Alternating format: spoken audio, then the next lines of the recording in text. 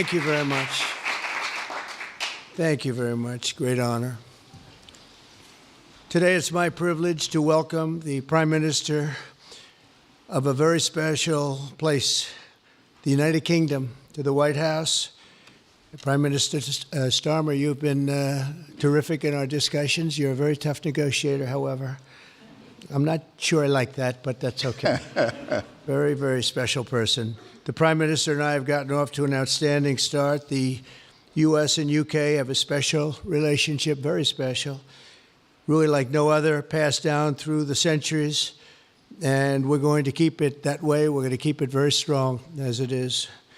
Very importantly, I was just notified by letter from King Charles that he's extended through the Prime Minister a historic second state visit to the United Kingdom. And that's a great honor because it's never happened before. One person has never been extended that honor, and I really do call it an honor, but it's not for me, it's for our country. It's respect for our country. So I just want to thank you, and I want to thank King Charles. Thank you very much, and we accept. I don't know if the media is going to follow us. I have a feeling they might. Okay, thank you very much. Appreciate it. I'm pleased to say that the bust of one of the Prime Minister's greatest predecessors, Winston Churchill, is now back in the rightful place in the Oval Office, and we're very proud of it. Our meeting today and the various breakout sessions we had were tremendously productive. Most importantly, I provided the Prime Minister with an update on our efforts to end the bloody and horrible war in Ukraine with Russia, which would never have happened if I were president. That was not going to happen. I promise you that. After 3 years of hellacious conflict, approximately 1 million Ukrainians and Russians have been senselessly killed, but the number, I believe, is much higher than that. Countless schools, hospitals, towns, and beautiful ancient churches have been absolutely obliterated. To begin the process of ending this spiral of death, I had historic back-to-back calls with President Putin, very successful calls, I might add, and President Zelensky, and my team also spoke with the Secretary General of NATO on numerous occasions, and we're working very hard to get that war brought to an end. I think we've made a lot of progress, and I think it's moving along pretty rapidly. And I want to thank all of the people that are here that have been working on it. And we'll let you know what happens. It'll either be fairly soon or it won't be at all. In addition, this week I met with President Macron of France, as you know, and held talks with members of the G7. Tomorrow, the progress toward peace will continue when President Zelensky visits the White House. He'll be here tomorrow in the early part of the day, and we'll be signing a historic agreement that will make the United States a major partner in developing Ukraine's minerals and rare earths and oil and gases, and we have a great understanding. I think it's going to be great for Ukraine. We're going to be at the site, and we'll be digging. We'll be digging. Dig we must. A big utility in New York con at us, and they used to have a sign, dig we must, and we will be digging. But much of the European aid to Ukraine has been sent in the form of loans for which they expect to be paid back, and we didn't have that honor under the Biden administration. He sent money, or just sent it, money after money after money, and never had any knowledge of ever seeing it back. Maybe $300 to $350 billion, but under the breakthrough agreement, very unusual, which everyone said was difficult to get, but it's really very good for Ukraine and very good for us. The American taxpayers will now effectively be reimbursed for the money and hundreds of billions of dollars poured into helping Ukraine defend itself, which by and of itself is a very worthy thing to do. We've paid far more than any other country, and with most of our support, it's been paid in military, the finest weapons anywhere in the world. This includes vast amounts of military hardware, ammunition, and various other things that we now have to start rebuilding our own stockpiles. Additionally, the minerals agreement will provide the basis for a more sustainable future relationship between the United States and Ukraine, and thus stimulate the long-term prosperity that will help the Ukrainians rebuild their country. It's been demolished, and the ruined infrastructure. The infrastructure, as you know, is in very bad shape. In just over 1 month, our administration has already achieved more progress toward peace than years in the other administration where they did nothing toward peace. They didn't understand what was happening. Our approach is basically common sense. As I said, so many of the things that we do are based on common sense. If you want peace, you have to talk, both sides. As I discussed with Prime Minister Starmer, the next step we're making is toward a very achievable ceasefire. We hope that that can happen quickly, because thousands of young people, in this case, we're not talking about Americans, we're talking about Ukrainians and Russians are being killed every week, thousands. And it's a rough battlefield. It's a flat piece of land, and the bullet only stops when it hits somebody. And this week, I saw the reports, and it's I don't even want to say what they are, but thousands of people, young, vibrant people died. And we want to stop that. Senseless. Should have never happened. This will lay the groundwork for a long-term peace agreement that will return stability to Eastern Europe and hopefully ensure that such a terrible war will never happen on European soil, or for that matter, anywhere again. It's a horrible thing that's going on. The disaster in Ukraine shows exactly why it's so important for the United Kingdom and other NATO partners to make large investments in their defense capabilities. In many cases, 4% or 5% of GDP would be appropriate. I know that they're raising it. I just read an article, a great article, about the work you're doing in the UK as to the military. You're raising it quite a bit, which is a great thing to do for your country. It's a great thing to do. It's sad that we need that, but probably need that. So congratulations on that. I know you got it through. After years of chronic underfunding, there's an urgent need to catch up for some countries. And I want to thank the Prime Minister once again for traveling here today. Working together, I believe that will once again demonstrate the power of our country's unique friendship. This is indeed a unique friendship. It's been many years, and I think it's only gotten stronger, and we will make sure that it stays that way. We're going to have a great trade agreement. One way or the other, we're going to end up with a very good trade agreement for both countries, and we're working on that as we speak. I think we'll have the confines. I think we'll have something maybe even in terms of possibilities agreed to very shortly. JD's working on it, Vice President, and Scott, and I'm just looking at this all from Mike. You're going to work on it. Everyone's going to work on it. We'll see if we can do something pretty quickly, but we're going to make some great trade agreements with the UK and with the Prime Minister, and it'll happen very quickly. So I just want to thank you again, and please thank King Charles for the invite, and I look forward to you giving our acceptance on behalf of the United States of America. Thank you very much, sir.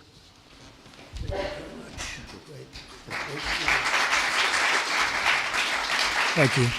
Well, thank you very much, Mr. President. Thank you for your hospitality. Thank you for your leadership. This has been a very good and very productive visit. And with your family roots in Scotland and your close bond with His Majesty the King, it's good to know that the United Kingdom has a true friend in the Oval Office. And it was so good to see the bust of Winston Churchill back in its rightful place just a moment ago. But look, in a moment of real danger around the world, this relationship matters more than ever. We remain each other's first partner in defence, ready to come to the other's aid, to counter threats wherever and whenever they may arise. No two militaries are more intertwined than ours. No two countries have done more together to keep people safe. And in a few weeks, we mark VE Day, the 80th anniversary of victory in Europe. Britain and America fought side by side to make that happen. One of the greatest moments in our history. We stand side by side still today, and we're focused now on bringing an enduring end to the barbaric war in Ukraine. Mr. President, I welcome your deep and personal commitment to bring peace and to stop the killing. You've created a moment of tremendous opportunity to reach a historic peace deal, a deal that I think would be celebrated in Ukraine and around the world. That is the prize. But we have to get it right. There's a famous slogan in the United Kingdom from after the Second World War. That is that we have to win the peace. And that's what we must do now. Because it can't be peace that rewards the aggressor or that gives encouragement to regimes like Iran. We agree history must be on the side of the peacemaker, not the invader. So the stakes, they couldn't be higher. And we're determined to work together to deliver a good deal. We've discussed a plan today to reach a peace that is tough and fair, that Ukraine will help shape, that's backed by strength, to stop Putin coming back for more. Now, I'm working closely with other European leaders on this, and I'm clear that the UK is ready to put boots on the ground and planes in the air to support a deal, working together with our allies, because that is the only way that peace will last. Mr. President, in this new era, you're also right that Europe must step up. And let me tell you now, I see the growing threats we face, and so the UK is all in. This year we'll be giving more military aid to Ukraine than ever, and just this week I've set out how we're shouldering more of the security burden. We're already one of the biggest spenders in NATO, and now we're going much further, delivering Britain's biggest sustained increase in defence spending since the Cold War. This isn't just talk, it's action, rebalancing the transatlantic alliance, making us all stronger, and standing up for our shared values and shared security, as Britain always has. And Mr. President, it's no secret we're from different political traditions, but there's a lot that we have in common.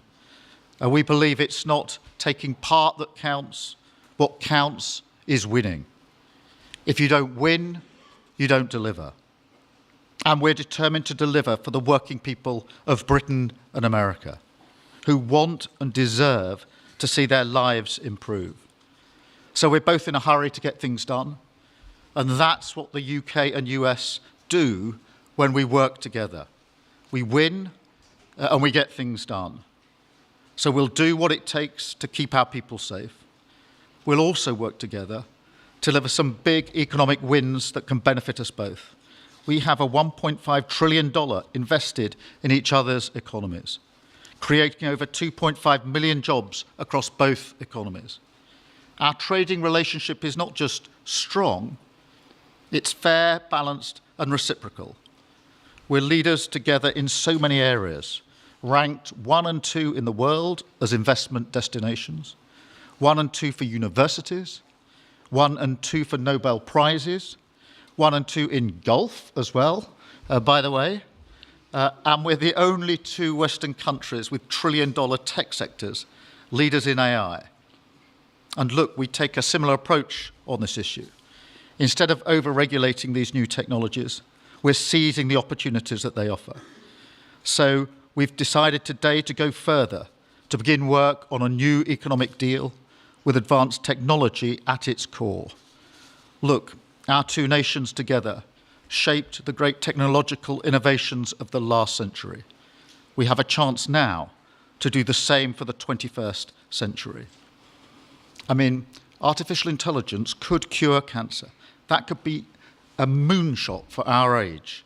And that's how we'll keep delivering for our people. There are so many opportunities. Keep our nation strong and fulfill the promise of greatness that has always defined this relationship. Finally, to underline the importance of this bond. It was my privilege and honour to bring a letter with me today from His Majesty the King, not only sending his best wishes, but also inviting the President and the First Lady to make a state visit to the United Kingdom an unprecedented second state visit. This has never happened before. It's so incredible, it will be historic. And I'm delighted that I can go back to His Majesty the King and tell him that President Trump has accepted the invitation. So thank you. Our teams will now work together to set a date, and we look forward to welcome you in the United Kingdom. Thank you once again. Thank you very much. What a beautiful accent. I would have been president 20 years ago if I had that accent. Thank you very much. Okay, let's see here. Go ahead, please. Thank you, Mr. President. Earlier today, you told me that you believe that foreign countries pay tariffs, but Americans who are concerned about higher prices believe, as most people do, that they're paid by consumers and importers when they import things into this country. Can you explain how you came to this belief that foreign governments are paying tariffs? And for the Prime Minister, did you discuss with President Trump his repeated statements of desire to annex Canada? And has the King expressed any concern over the President's apparent desire to remove one of his realms from his control? So I'll go ahead. The first part, the tariffs are necessary because we've been treated very unfairly by many, many countries, including our friends, friend and foe. But we've been treated very unfairly in trade at levels that nobody's really ever seen before, and especially under the Biden administration, they really took advantage of the United States. I put massive tariffs on China during my 4 years. We had the best economy in the history of our country. Probably the best economy, maybe the best economy in the history of the world. And I used tariffs to even things up. And in particular with China, we took in hundreds of billions of dollars and we had no inflation. And it's a myth. It's a myth that's put out there by foreign countries that really don't like paying tariffs, and especially to even up. So we've been treated badly by a lot. We're using tariffs. And I find, and you just have to look at the numbers, but I find that it's not about inflation. It's about fairness. And the inflation for us has not existed. And I don't think it's going to exist. We're going to bring our car industry back. We're going to bring our chips back. We're going to bring so many things back to our country, including pharmaceuticals and drugs. And the thing that's going to get us there is tariffs. And I say often it's my favorite word in the dictionary, but I always preface that by saying now, because I got into a lot of trouble with the fake news where they say that's not good. So I say God, love, family, wife, they're all my favorite words, but tariff is about number 4 or 5 on the list. But I will tell you, it's going to make our country rich, and it's going to stop us from being a laughing stock all over the world because we have been taken advantage of like no country has ever been taken advantage of. Thank you very much. And look, we had a really good discussion, a productive discussion, a good discussion, as a result of which our teams are now going to be working together on an economic deal. Our teams are going to be working together on security in Ukraine. You mentioned Canada. I think you're trying to find a divide between us that doesn't exist. We're the closest of nations, and we had very good discussions today, but we didn't discuss Canada. Thank you. Please. Go ahead. Go ahead. Yes. Thank you. Hi, Natasha Clark from LBC. Mr. President, you've said you're working on a new trade deal with Britain, which we of course welcome. President Obama once said Britain was at the back of the queue for that trade deal. Where are we now? When do you think we're going to see that? And Prime Minister, the BBC has today admitted serious flaws over the recent Gaza coverage, suggestions of payments made to people linked to Hamas. Does the BBC still have your trust? Thank you. Well, they didn't do well with President Obama. He'd never got a lot of things done.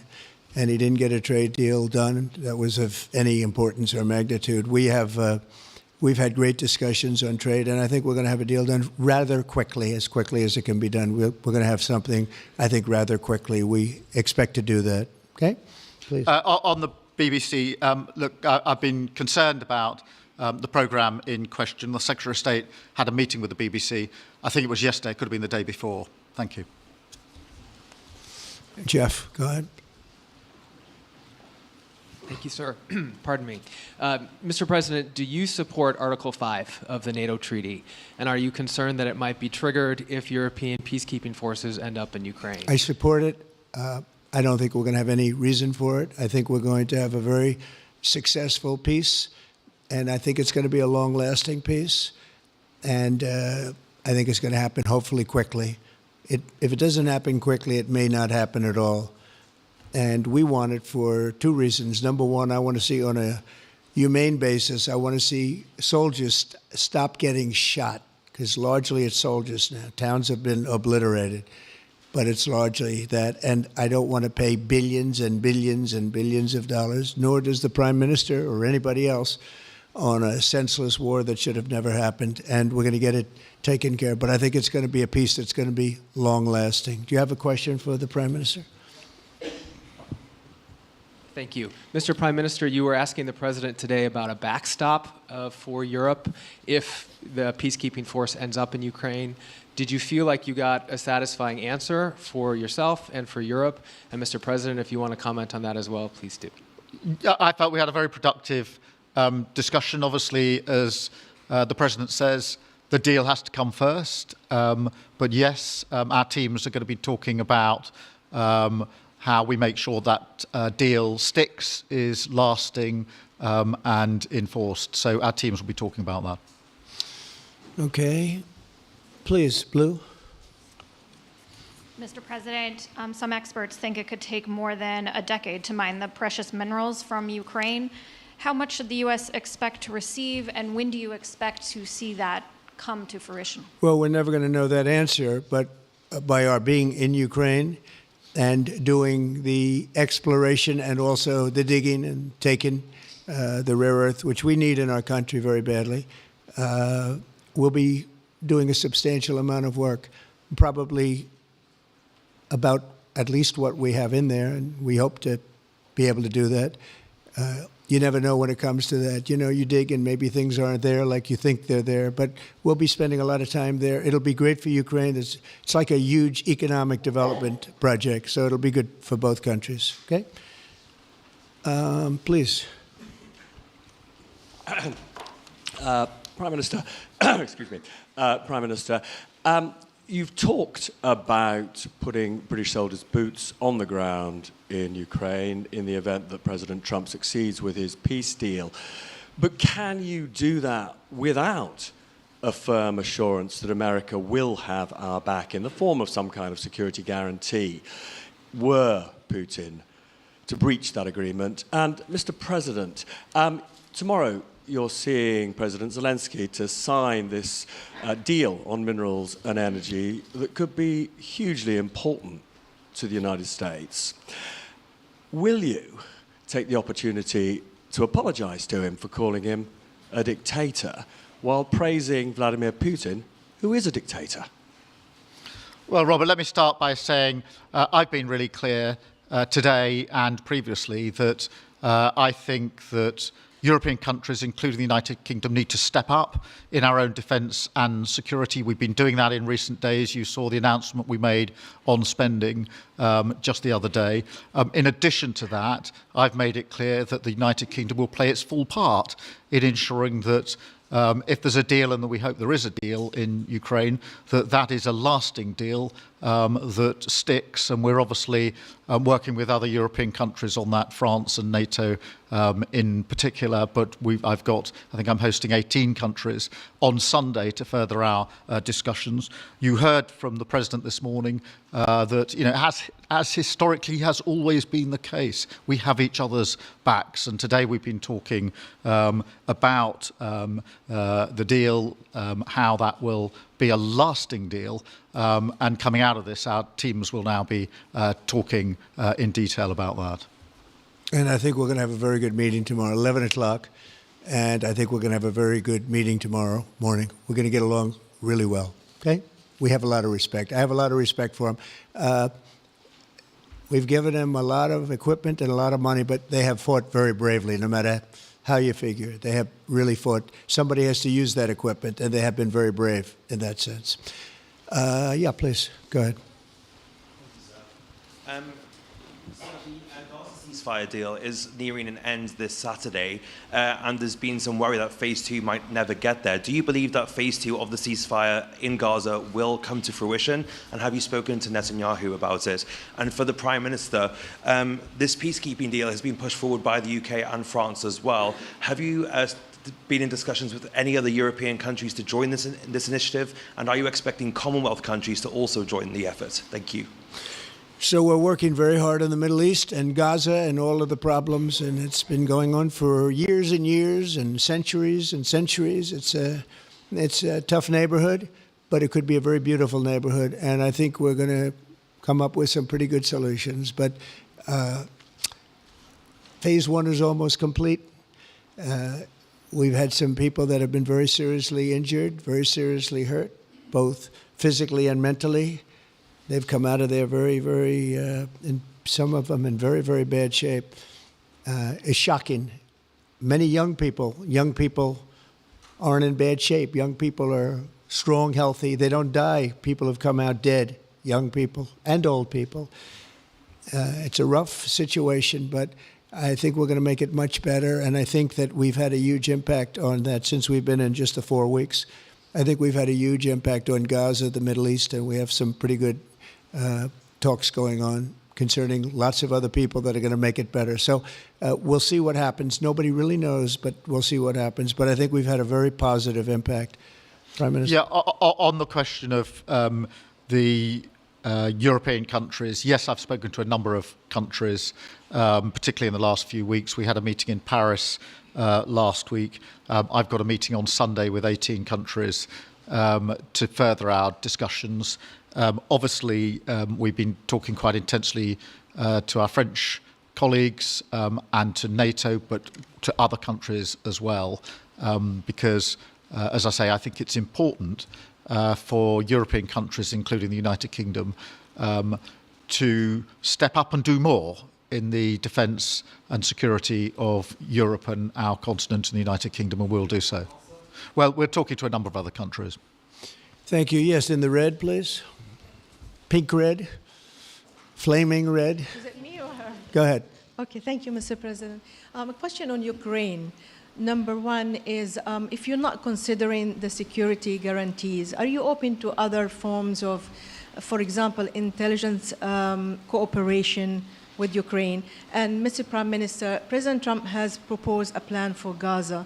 Does this fit into the two-state solution that the UK held for a long time?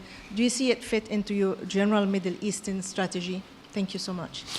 Yeah, thank you very much. We're open to many things, but before I even think about that, that's almost pleasant to think about because that would mean that peace has been arrived at. We have to arrive at that peace. And, you went 3.5 years with an administration that never even really had a meeting. They didn't have a meeting on peace.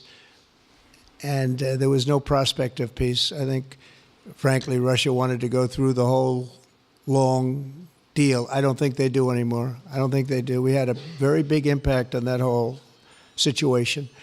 But I don't like talking about phase 2 until I get phase 1. Phase 1 is I have to make peace.